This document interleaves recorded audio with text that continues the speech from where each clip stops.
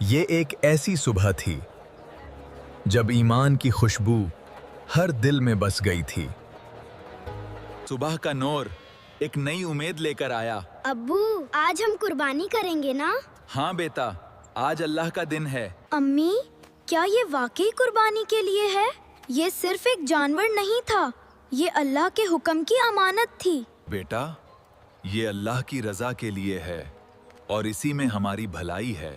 جی بابا۔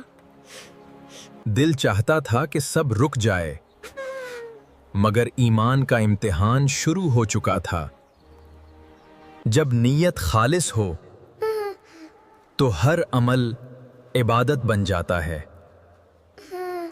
یا اللہ، مجھے صبر عطا فرما۔